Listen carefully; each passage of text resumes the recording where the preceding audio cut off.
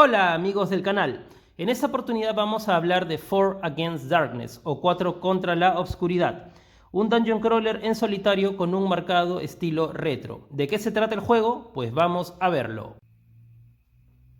Primero lo primero, vamos a ver qué contiene el core book o el libro base de 4 Against Darkness. Es bastante pequeño, bastante escueto, por lo tanto es bastante fácil aprenderse las reglas.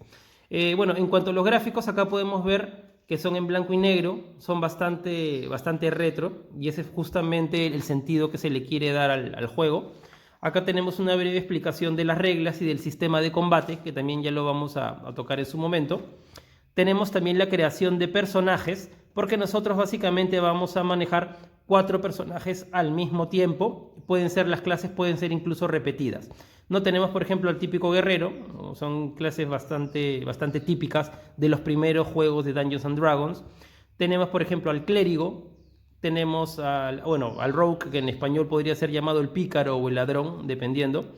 Tenemos al mago, tenemos al bárbaro, tenemos al elfo, al enano y al mediano y nada más. ¿No? Muy a tono con los primeros juegos de rol en los cuales estaban limitados básicamente a esos personajes.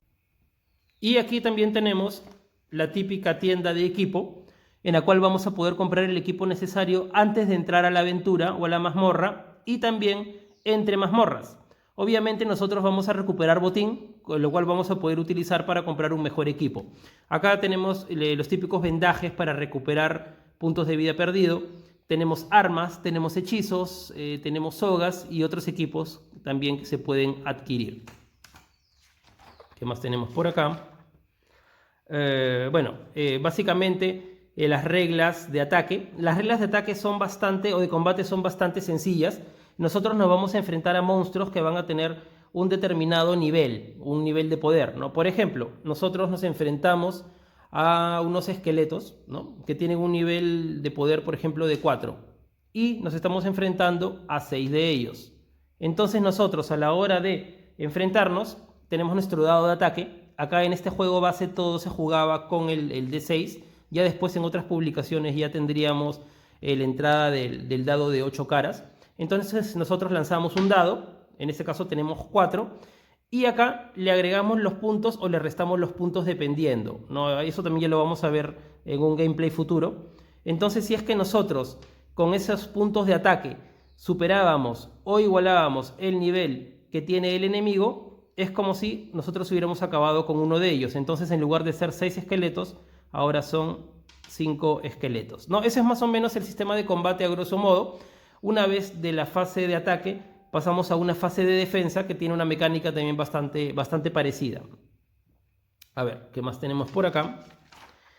Reglas para monstruos errantes que también nos vamos a enfrentar, y son las reglas para la creación del calabozo. El juego se tiene que manejar con una hoja de personaje, obviamente, donde vamos a poner por un lado los estatus de los personajes. Acá, como les comentaba, tenemos 4, son 4 los personajes que estamos eligiendo. Para esta partida antigua yo elegí un pícaro, Baltasar, Elena, una guerrera, Alistair Crowley, un mago, y Bedford, un clérigo.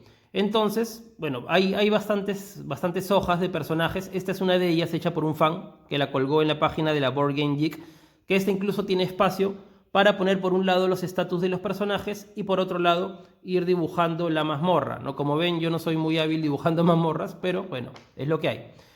¿Cómo se va avanzando? Nosotros primero tiramos un dado y, por ejemplo, sale el número 4. Entonces la entrada de esa mazmorra es el número 4 y vamos dibujando esta entrada. Cuando llegamos a este punto, ¿qué es lo que sigue? Lanzamos 2 dados de 6. Voy a traer uno por acá.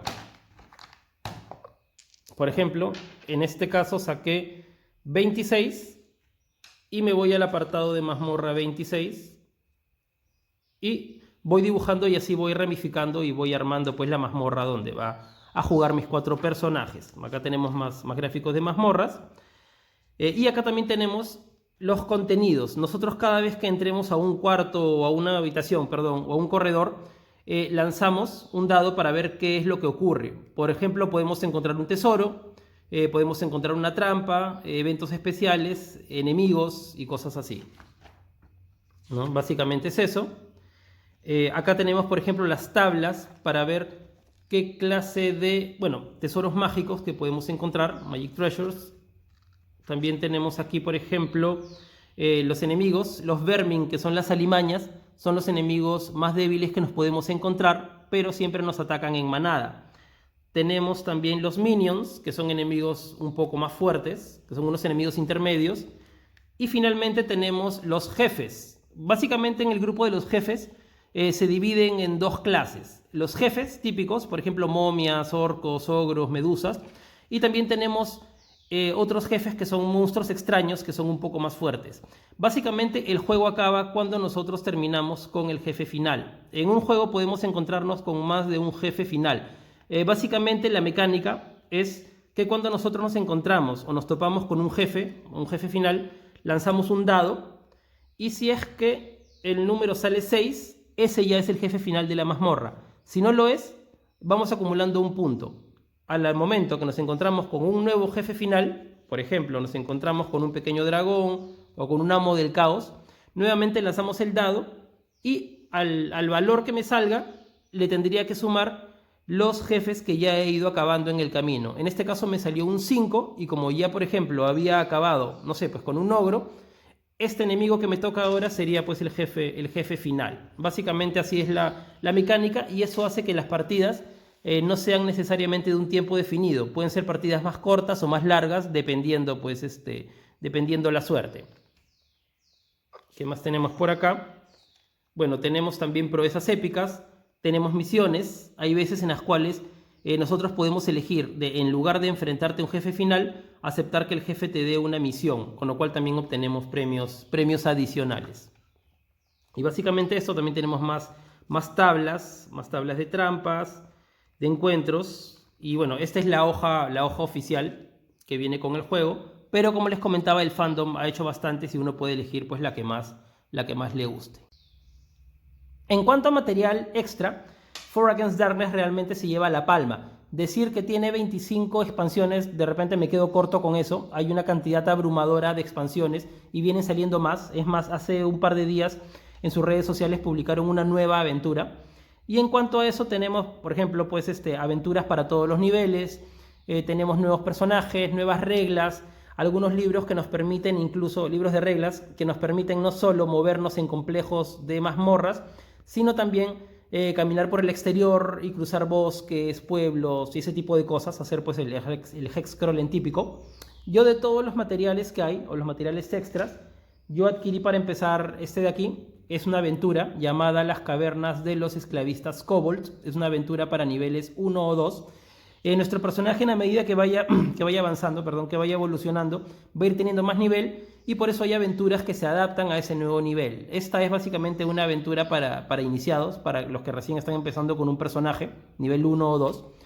Esta aventura me gusta bastante porque tiene un estilo bastante clásico, bastante a lo Dungeons and Dragons primeras ediciones. Y bueno, básicamente esta aventura se basa de 3 fases. La primera fase es una mazmorra que ya está hecha, es decir, no tengo que irla dibujando en el papel cuadriculado, sino simplemente moverme como si fuera una aventura o como esos libros de Elige tu propia aventura, ¿no? Por ejemplo, estoy en la entrada que es el apartado 1 y leo qué es lo que hay en el apartado 1.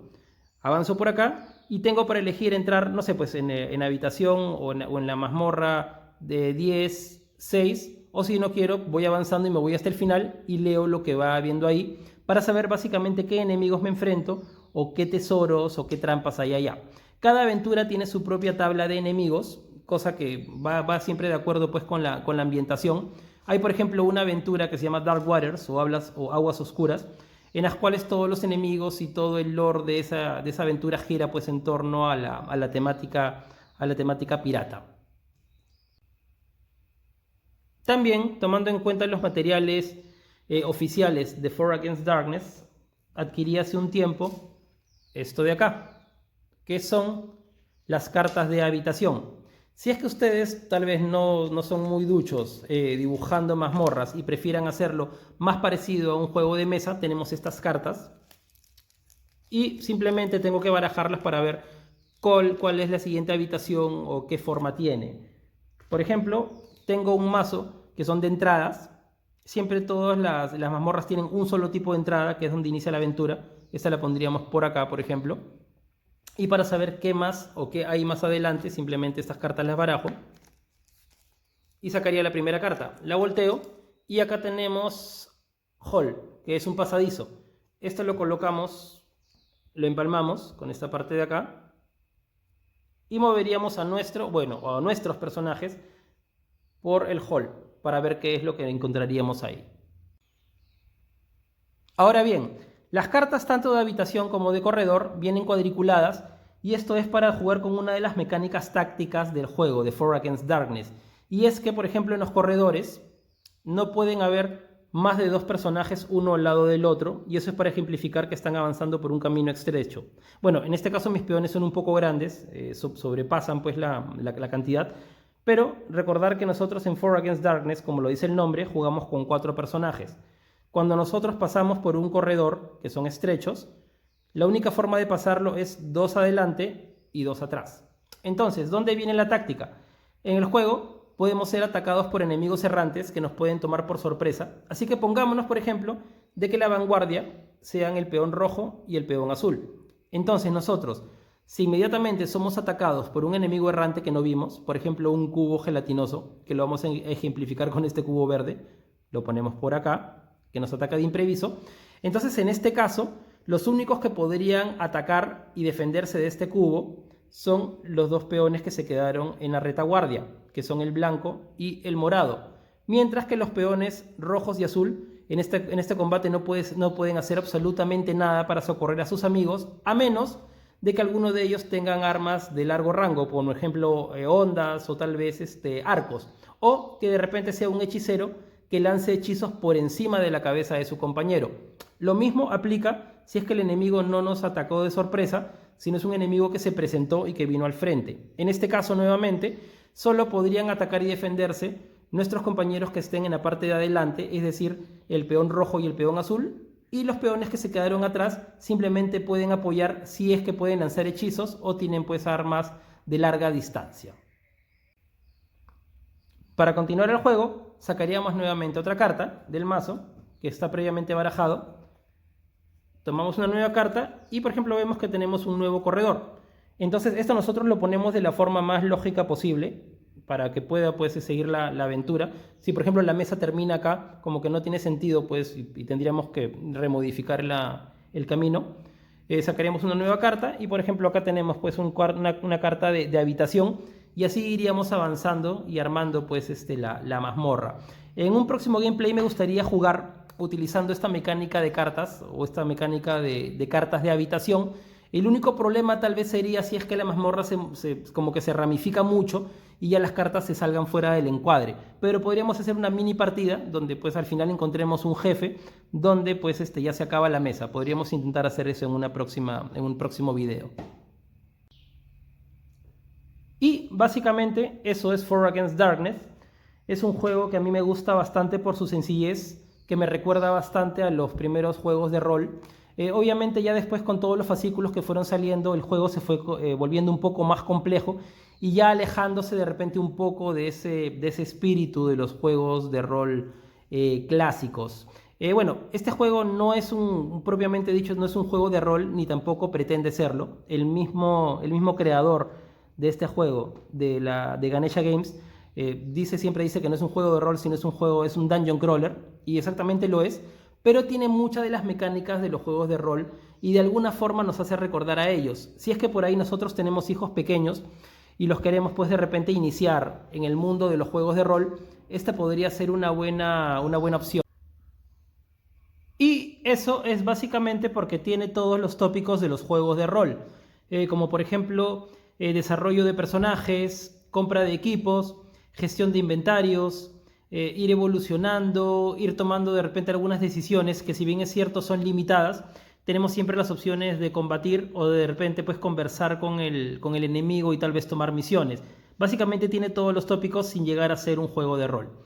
Y eso es básicamente For Against Darkness. Es un juego que, como ya lo dije antes, me gusta por su sencillez y que me recuerda o me retrotrae mucho a los juegos de rol más añejos o más ochenteros. Así que nada, si es que les gustó el video, ya saben, Todas esas cosas de YouTube, dejen comentarios, denle like, suscríbanse y nos vemos en la mazmorra. Hasta la próxima.